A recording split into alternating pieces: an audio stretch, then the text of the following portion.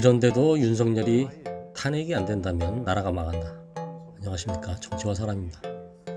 하나만 제대로 밝혀져도 윤석열은 바로 탄핵이다. 지금 매우 큰 사건 빅3, 윤석열이 탄핵되어야 할 세 가지의 엄청난 사건이 있죠. 이 하나하나가 엄청난 건인데 아직까지는 그는 건재하고 있습니다. 그러나 얼마 안 남았다. 이 중 하나라도 제대로 밝혀질 것이다. 이렇게 보는 거죠. 그 세 가지 문제점들은 이런 것들입니다. 첫째, 김건희 도이치모터스 주가 조작 사건. 두 번째, 고발 사주 의혹. 그리고 세 번째, 청담동 게이트입니다. 물론 이 외에도 크고 작은 것들이 질비하게 있죠. 이 사건 하나하나가 윤석열 정부를 크게 치명타를 입힐 수 있는, 문 닫게 할 수 있는 어마어마한 핵폭탄급의 사건들이죠. 참고로 과거 노무현 대통령 시절에는 노무현이 총선 전에 우리 열린 우리 당이 잘 되었으면 좋겠다 이런 말을 했다가 탄핵을 당했었죠. 결국에는 한나라당이 역풍을 맞아서 거꾸로 선거를 말아먹었지만요. 그거에 비하면 지금의 저 사건들은 너무도 중대하고 심각한 사건들입니다. 하지만 언론이 문제입니다. 언론, 윤석열에게 해가 될 만한 뉴스는 극도로 피하는 분위기죠. 그 문제가 크면 클수록 보도를 안 합니다. 작은 것들은 아주 조금씩 하는 분위기지만 문제가 커질 만한 것들은 쉬쉬합니다. 언론은 권력을 감시하는 기능을 해야 하고 국민의 알 권리를 위해서 권력자들에게 자꾸 물어봐주고 또 국민들께 제대로 알려서 보고를 해야 하죠. 윤석열의 언론 탄압이 그 바람이 아주 세차긴 하지만 제발 언론들이 그렇다고 알아서 기는 수치스러운 모습은 보이지 않길 바랍니다. 자, 사건들을 한번 볼까요? 김건희 도이치모터스 주가 조작 사건, 너무나도 크고 유명한 사건이죠. 아직까지도 김건희는 소환조차 되지 않고 있습니다. 김건희는 허위 학력, 표절 논문 이것부터 시작해서 아주 많은 화제를 뿌렸던 인물이죠. 지금은 대통령 부인이 되어가지고 아주 대통령을 잘 부려먹고 있죠. 아주 뒤에서 조정하고 있습니다. 대선 전부터 계속해서 문제가 되었던 주가 조작 사건에 대해서 윤석열이 그게 토론회장에서도 철저하게 오리발을 내밀었죠. 지금은 그게 무너졌다. 그녀의 주가 조작 사건이 드러났고 윤석열은 선거를 앞두고서 당시 위증을 한 셈입니다. 둘 다 감방 가야 될 중대한 사건입니다.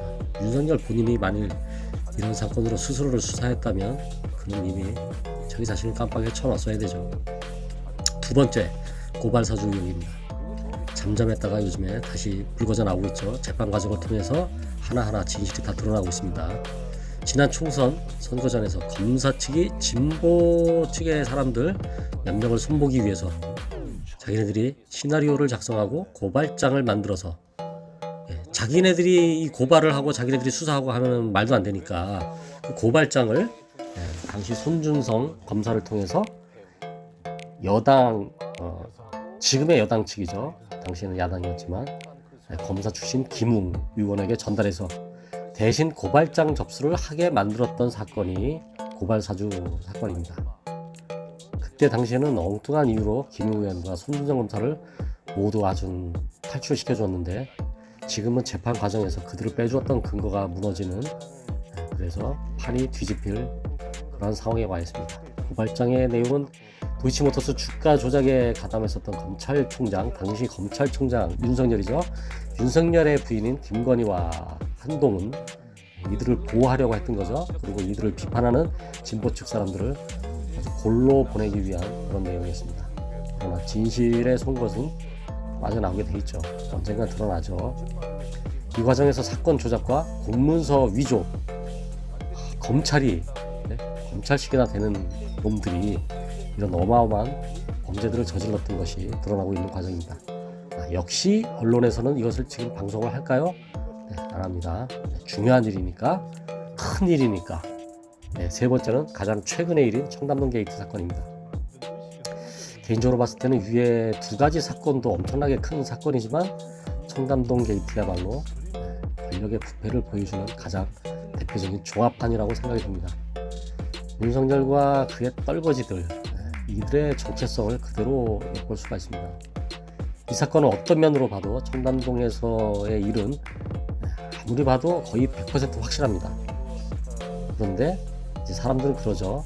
여당 측의 사람이라든가 대통령실 본인들 당사자들이 야 그런 일이 어떻게 있을 수가 있겠냐 이런 주장 하나의 주장으로 여기에 묻혀서 진실이 힘을 못 받고 있었던 사건입니다.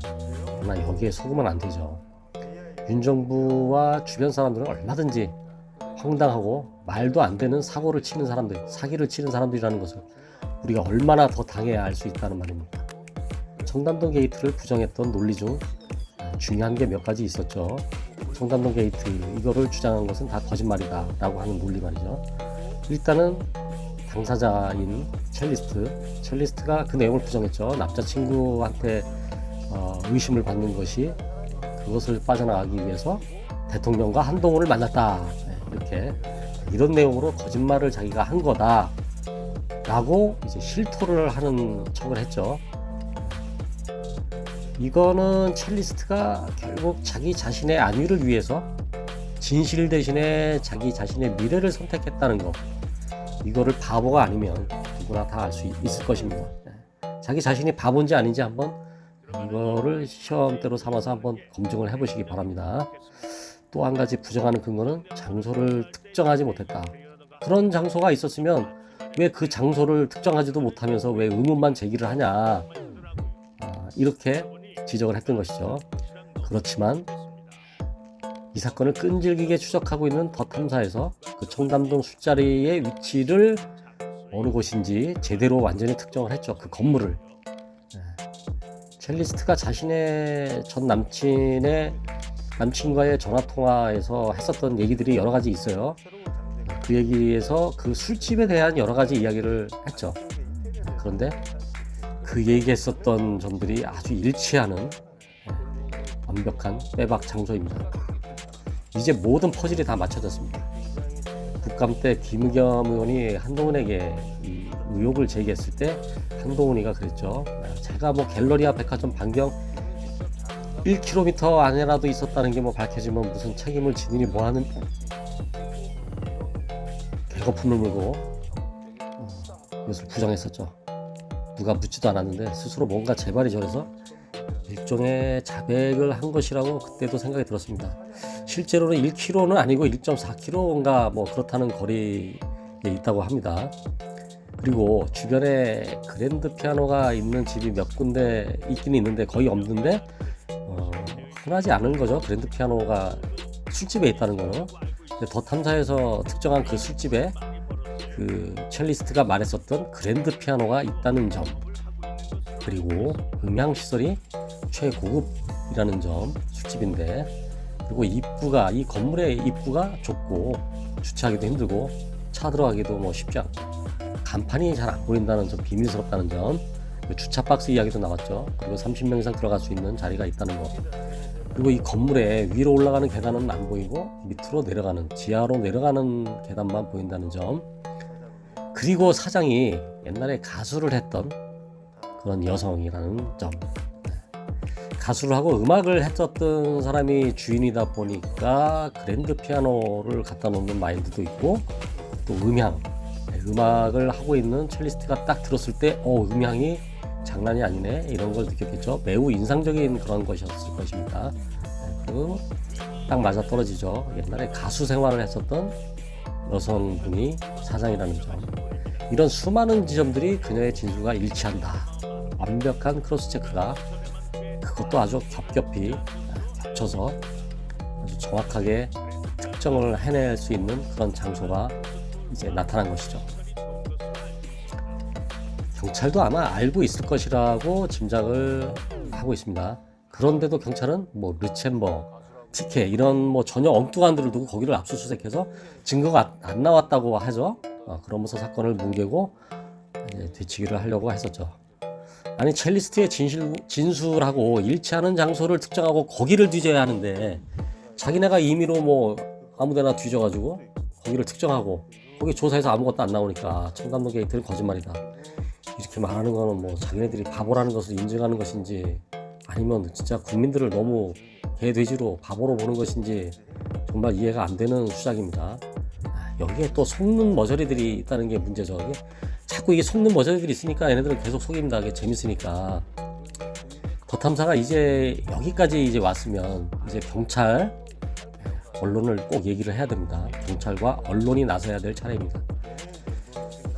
무려 10억 원의 손배소를 했었던 한동훈은 현재 사라졌는지 아예 아무 말도 못하고 있죠. 나타나지도 않습니다.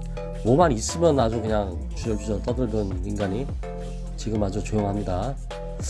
아마도 그는 이불 속에서 털털 떨며 나오지도 못하고 그냥 오줌을 찌르고 있을 것 같습니다. 그리고 윤석열은 뭐 개념 없죠. 멧돼지는 설마 하면서 아마 아직도 분위기 파악을 못하고 있을 것 같고요. 이제 간단합니다. 경찰은 더 탐사에서 특정한 그 장소, 뭐 엉뚱한 데 말고 더 탐사에서 특정한 그 장소를 압수수색합니다. 그래야 답이 나옵니다. 그 여사장 이미킹가 하는 그 옛날 가수였었던 먼지가 되어 그 노래 불렀다고 그러죠. 거기를 압수수색하고 그리고 사장도 조사를 해보면 답이 나온다고 봅니다.